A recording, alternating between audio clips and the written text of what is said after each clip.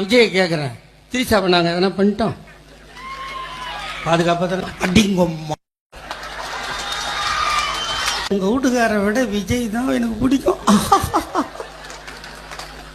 போ பையனூர் பங்களாக்கு போ, பெரிய வீடு தான், நிறைய ரூம் இருக்குது, படுத்துக்க. நாங்களா வேணாம்னா சிவாஜி கிருஷ்ணமூர்த்தி என்கின்ற ஒரு அயோக்கியன், ஒரு ஆபாச பேச்சாளன் நேற்று நம் கட்சி பெண் நிர்வாகியை பார்த்து கேட்டுக்கிறேன், விஜயை ரொம்ப பிடிக்குமாமா, பழையூர் வீட்டுக்கு போமா.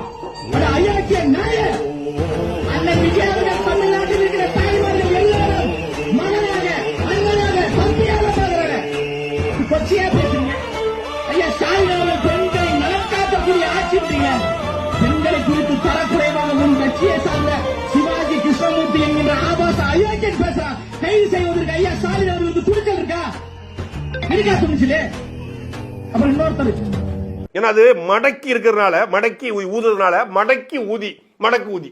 இங்க கட்சிக்காரன் பேர் தற்கொலை, அவன் சின்ன என்னது மடக்கு ஊதி. நல்ல வேகமா சொல்லி ஓட்டு கிடக்கடா, அருமையா ஓட்டு விடும். மடக்கி ஊதி, மடக்கி ஊதினு வேகமா சொல்லுங்க, ஓட்டு குபுகுபுன்னு விழுந்துரும்.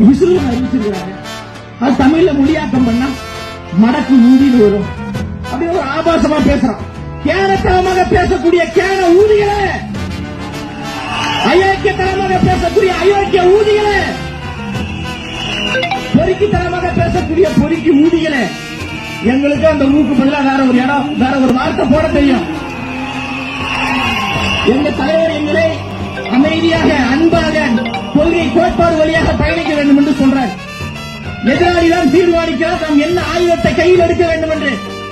நீங்கள் அன்பாக பேசினால் நாங்கள் அன்பாக பேசுவோம். நீங்க வம்பாக பேசினீங்கன்னா எங்க அளவுக்கு வம்பு யாரும் செய்ய முடியாத அளவுக்கு நாங்க பேசுவோம். அடங்கம்மால